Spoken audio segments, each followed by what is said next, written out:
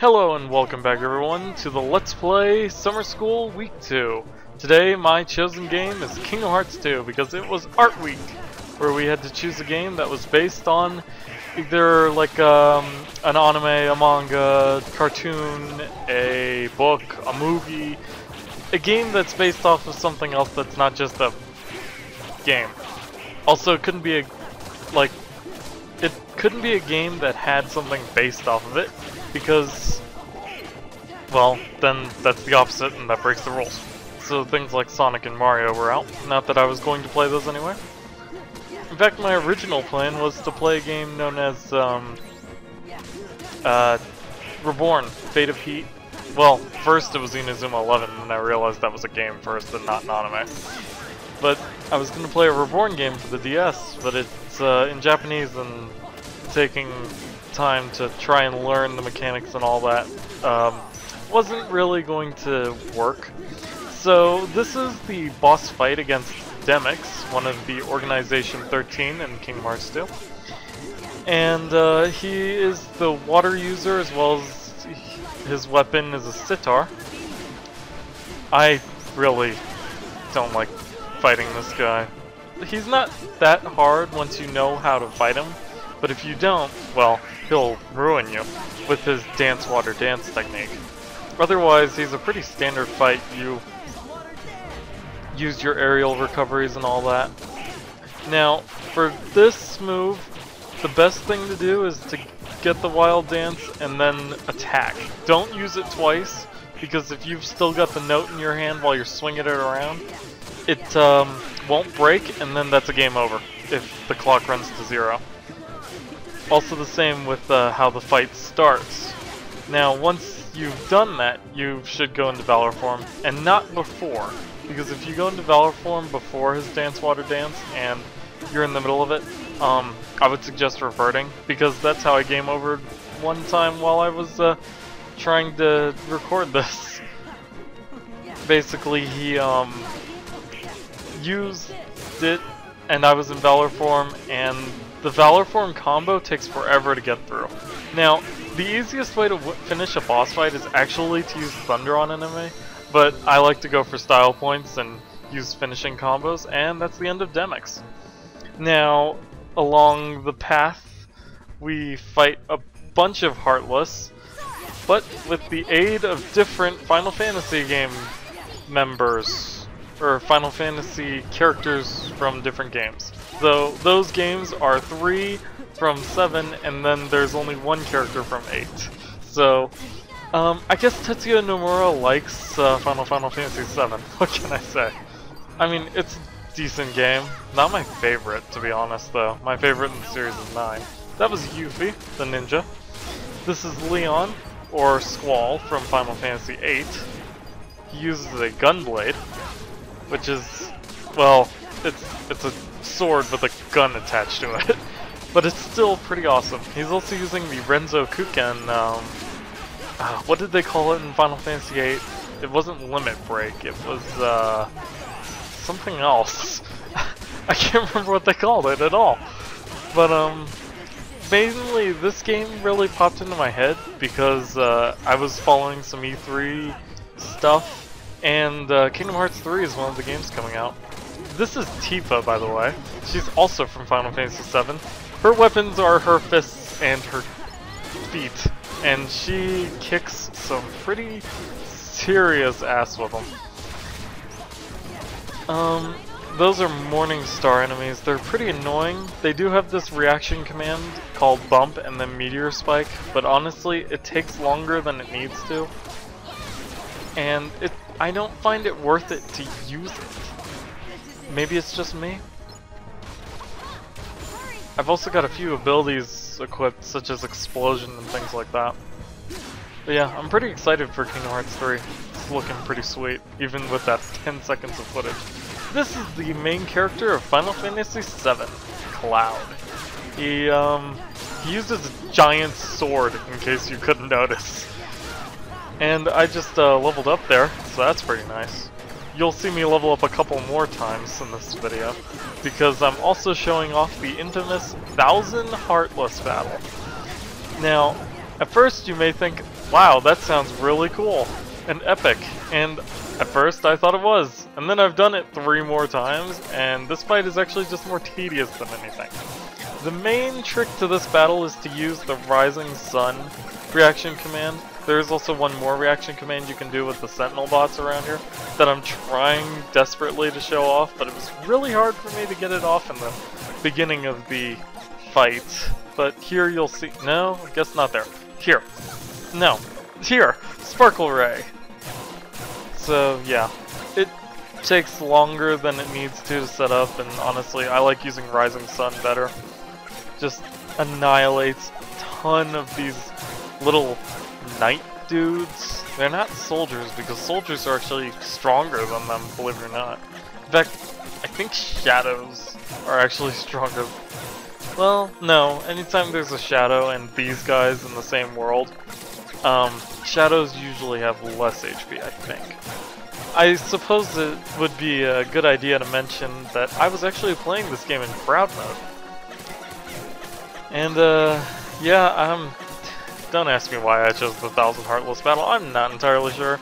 I should have chose something else, but this is what we've got, and I've since been playing a ton of it. I'm actually back up to the world that never was, got final form, and fought Xigbar. I've actually fought this entire 1000 Heartless battle without any reaction commands, just to see if it could be done, and it can be. You just need to schedule 30 minutes of your time for it. But yeah, I mean, once you've got the basics of this battle down, it's pretty easy. Reaction boost is pretty nice to have here, though I don't believe it's required in any capacity, because I'm pretty sure they'll just die. Also, we get to hear Sora's funny chipmunk voice, so that's something, right? Yeah. I think so, anyway. This is where I'd normally talk on tangents, but I'm trying not to do that. But we're almost done, you know. Only 40 more Heartless to go. Now I'm starting to sound like a counter. That's amazing, right? Well, it's almost over. One thing I think would have been really cool about this fight is if you could have used your drive forms. Like, if I could go Master Form. Well, you don't get Master Form before that. Well, anyway, this is one of the first of the second visit bosses, I guess you call them. The Storm Rider. He is in Mulan's world, the Land of Dragons, and that's the theme I guess I was trying to go for, along with Donald and Goofy there, for things that I chose. Now there, it would have been a good idea to use Hang On, but I can show you how you can get back onto his back, though it doesn't usually work, and in fact, it really seems to be struggling today. Also, I wish I had quick run before I did this fight, because it would have made running to those stupid things a lot faster. Once you break his shoulder spikes, he goes down and you can wail on him. I definitely recommend as many air combo boosts and stuff to beat him. I like using the Circle of Life Keyblade at this stage of the game because of the MP haste ability that it has. But I suppose the Star Seeker or the Hero's Crest with their Air Combo Plus or Air Combo Boost abilities would be pretty good here too. In fact, you could actually wait to do this fight until after Halloween Town, but I don't see why you would. I would see why you would against Zaldin, but yeah, you won't be seeing me fight him in this video, because, man, I actually, while I was fighting him, it took me 3 times to use Mickey, and I got stupid lucky with it. To avoid that attack, you actually jump and then run through the second one. I decided to skip ahead here because that really wasn't anything else to it. I just had him do another bombing run and then rode the wind up into his back.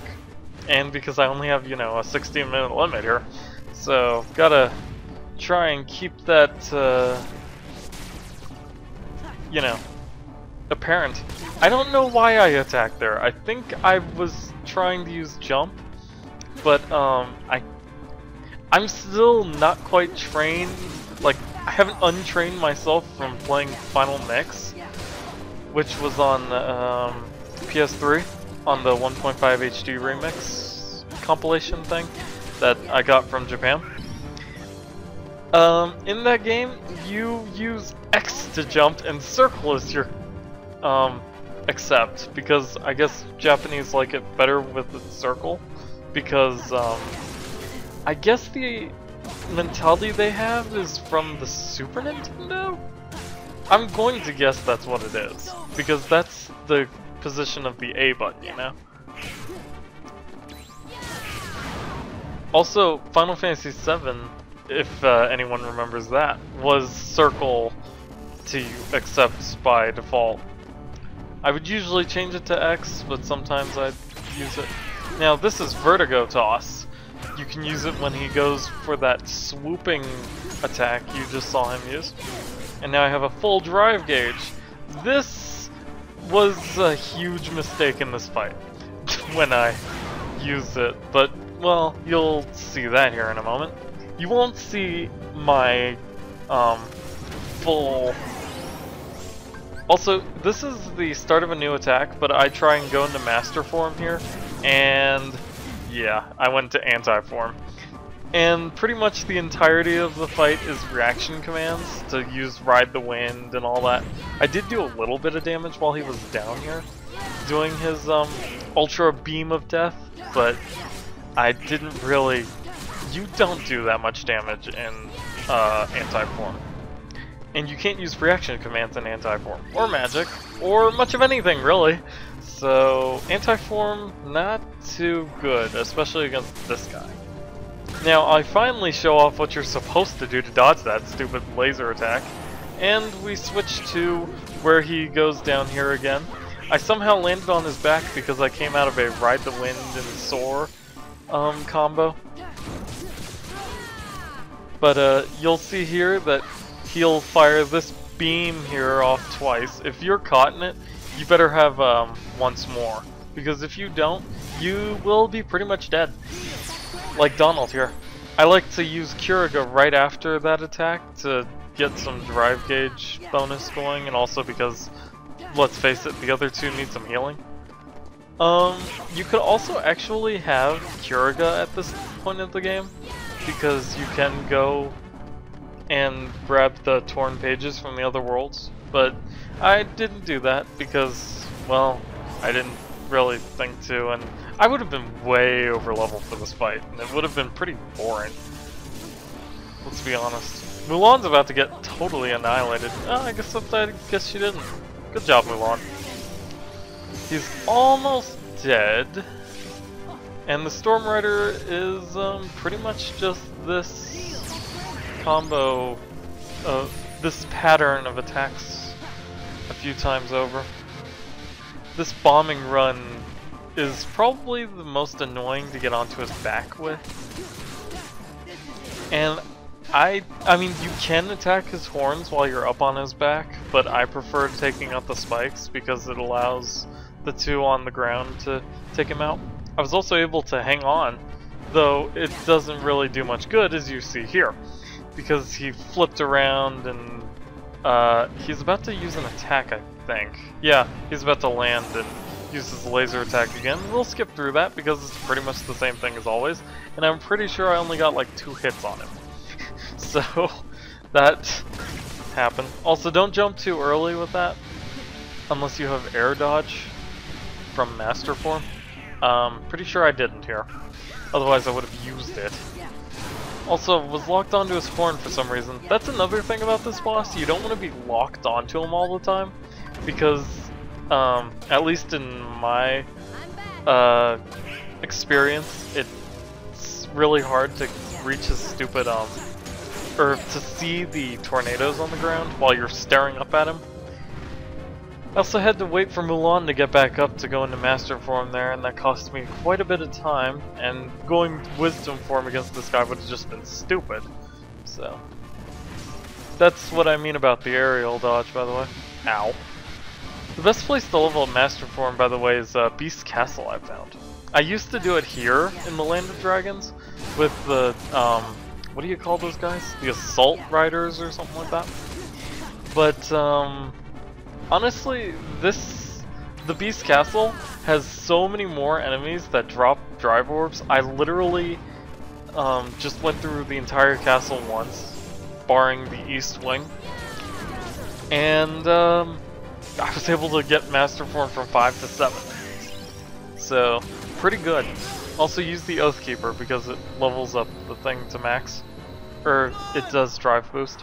And that's the Storm Rider down. I hope you enjoyed this video, and I'll see you next week.